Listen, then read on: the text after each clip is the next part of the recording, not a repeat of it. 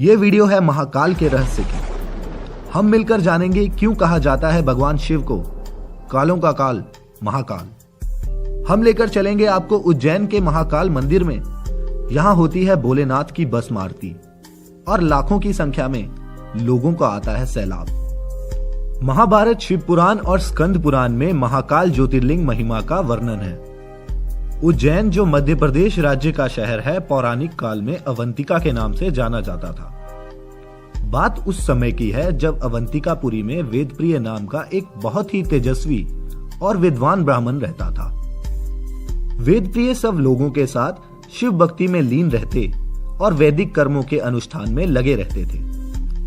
रत्नामल पर्वत पर दूषण नाम का अत्याचारी राक्षस उन दिनों जनमानस को बहुत सताया करता था। दूषण अवंतिकापुरी भी पहुंच गया और वेदप्रिय और अन्य लोगों को तंग करने लगा। दूषण को ब्रह्मा से वरदान प्राप्त था और वह नहीं चाहता था कि कोई भी मनुष्य उसके अलावा किसी और की पूजा करे। वरदान की वजह से वह बेहद शक्तिशाली भी था। अपनी शक्ति के बल पर उसने हर जगह त्राही मचा रखी थी। उनके भयंकर उपद्रव से भी शिवभक्त ब्राह्मण बंधु भयभीत नहीं हुए। अटूट आस्था रखने वाले ब्राह्मण शिव पूजन करके शिव ध्यान में लीन हो गए। दूषण जब इन ब्राह्मणों के पास पहुंचा तो देखते ही ललकार उठा और इन्हें मारने का निश्चय कर लिया।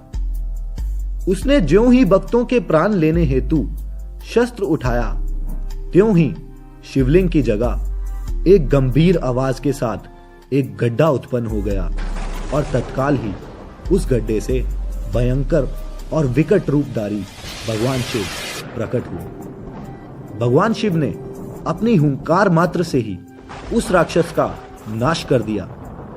भगवान शिव के दर्शन पाकर ब्राह्मण धन्य हुए और उन्हें वहीं बस जाने की विनती करने लगे। भक्तों की आस्था से प्रसन्न होकर भोलेनाथ ने ज्योतिर्लिंग का रूप धारण किया, जो विश्व भर में महाकाल के नाम से विख्यात हुआ।